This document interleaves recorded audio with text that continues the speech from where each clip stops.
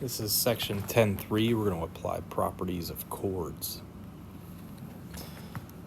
A chord is a segment with endpoints on a circle. You guys already know that. So here's an example of a chord. Now don't forget that a diameter is also a chord. Because its endpoints lie on the circle, any chord divides the circle into two arcs. A diameter is going to divide that circle into two semicircles. Any other chord is going to divide a circle into a minor arc and a major arc. So just to illustrate that for you, that purple arc is a semicircle, and this red arc is a semicircle. Okay, now on this other example where you have a chord, notice how the chord is not a diameter. That's going to create a minor arc, and it's going to create a major arc. Here's a theorem. This is theorem 10.3. In the same circle or in congruent circles, two minor arcs are congruent if and only if their corresponding chords are congruent. So that means two things. It means the same thing forwards as it does backwards. So let's say you have two congruent chords like we have marked. That means the blue arc and the red arc are congruent too. And vice versa. What if you had two congruent arcs from the same circle or from congruent circles? What would you know about their chords? They'd be congruent also. Okay, so let's use that. Let's find an arc measure. In the diagram, circle P and circle Q are congruent. They didn't have to tell you that. Notice how the marks on the radii indicate that the circles are congruent. Segment FG is congruent to segment JK. Those are chords. You have congruent chords. That should tell you something about these arcs. That's what that theorem says. The measure of arc JK is 80. That's marked on the picture. Let's find the measure of arc FG. Arc FG would also have to be 80.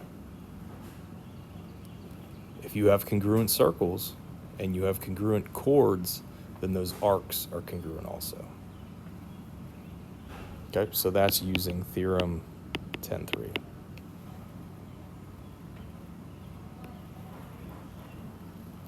Here's circle D. It shows that you have two congruent chords.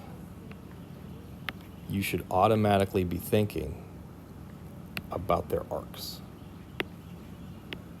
Their arcs are going to be congruent also. So this first example says, if the measure of arc AB is 110, what would the measure of arc BC be? Well, it's going to be exactly the same. If the chords are congruent and they're from the same circle, then the arcs are congruent. Number 2, what if the measure of arc AC was 150? So we're switching things up here. Now, if that entire arc, the blue and the yellow together, is 150, then that means each of these is 75 to get the 150.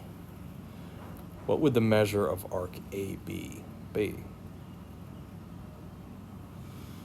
Wait a minute. That doesn't seem right. That's because I read this wrong. Where is arc AC? It's not the blue and the yellow together. See how easily that can happen? Arc AC, I'm going to make that a different color. I'm going from A to C.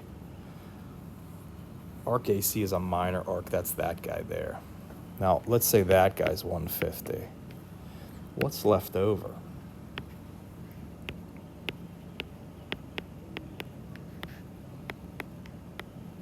You got 210 degrees left over. That means each arc has a measure of 105. And that seems a little bit more realistic.